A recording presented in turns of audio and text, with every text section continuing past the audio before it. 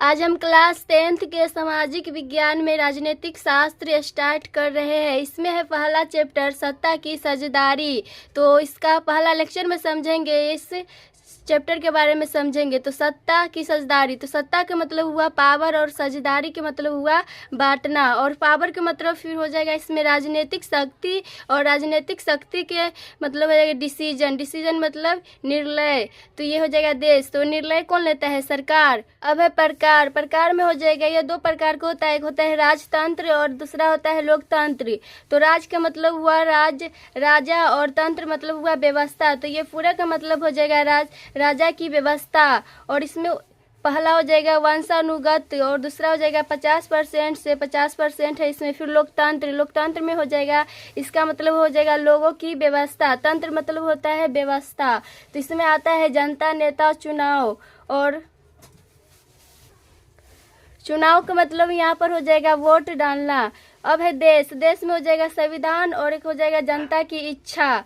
संविधान, संविधान इस का मतलब हो जाएगा सर्वोच्च, और विधान का मतलब हो जाएगा कानून। इसमें है अब कानून की किताब, कानून की किताब में है 9/12/1946 से 26/11/1949 तक संविधान बना, और 26/11/1949 को संविधान दिवस मनाया जाता है, और 26/11/1950 को गणतंत्र दिवस मनाया जाता है। और इसका जनक है बाबा साहेब भीमराव अंबेडकर जी। अब है दो देशों की कहानी, दो देशों की कहानी में हो जाएगा श्रीलंका और बेल्जियम के बारे में पढ़ेंगे। तो इसमें है पहला एथनिक या जातीय। तो इसका हो जाएगा डिफिनीशन, ऐसा सामाजिक विभाजन जिसमें हर समूह अपनी अपनी संस्कृति को अलग मानता है, यानी साझी संस्कृति पर आधारित सामाजिक विभाजन है। अब है गणतंत्र का अर्थ, तो इसमें हो जाएगा गणतंत्र का अर्थ हो जाएगा जिस देश का मुखिया निर्वाचित है। अब है जातीयता, जातीयता में आ जाएगा एक जाति हो जाएगा, भाषा हो जाएगा, धर्म हो जाएगा, क्षेत्र हो जाएगा, एक रंग के आधार पर हो जाएगा। फिर भाषा में हो जाएगा एक अच्छी, और दूसरा हो जाएगा वर्चार्चे। अब है जनसंख्या, जन मतलब हो जाएगा लोग और संख्या मतलब हो जाएगा नंबर।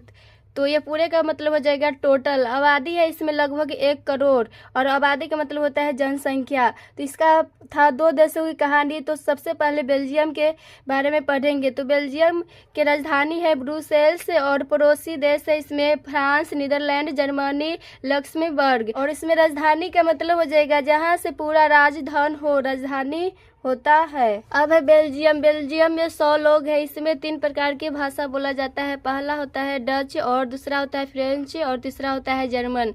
डच में 59% लोग रहता है, और फ्रेंच में 40% लोग रहता है, और जर्मन 1% बोलता है। और इसमें होता है, ये डच में होता है बहुसंख्यक होता है, बहुसंख्यक के मतलब हो जाएगा अधिक। और फ्रेंच में होता है अल्पसंख्यक, अल्प मतलब हो जाएगा कम। श्रीलंका 1948 में आज़ाद हुआ था। अब है राजधानी, बेल्जियम के राजधानी के बारे में पढ़ेंगे। तो राजधानी इसका है ब्रुसेल्स। तो राजधानी में हो जाएगा ये डच, और ये हो जाएगा फ्रेंच। तो इसमें अब हो जाएगा 20% अल्पसंख्यक और 80% हो जाएगा बहुसंख्यक बोलने वाली भाषा। फिर अगला श्रीलंका, श्रीलंका में 2 प्रकार की भाषा बोला जाता है। पहला सिन्हारा और दूसरा तमिल। इसमें होता है 74% बौद्ध धर्म को मानते हैं, और इसमें 18% हिंदू मुस्लिम को मानते हैं, और 7% ईसाई धर्म को मानते हैं, और 18% है। तो इसमें 13% श्रीलंका तमिल बोलता है, और 5% भारतीय तमिल।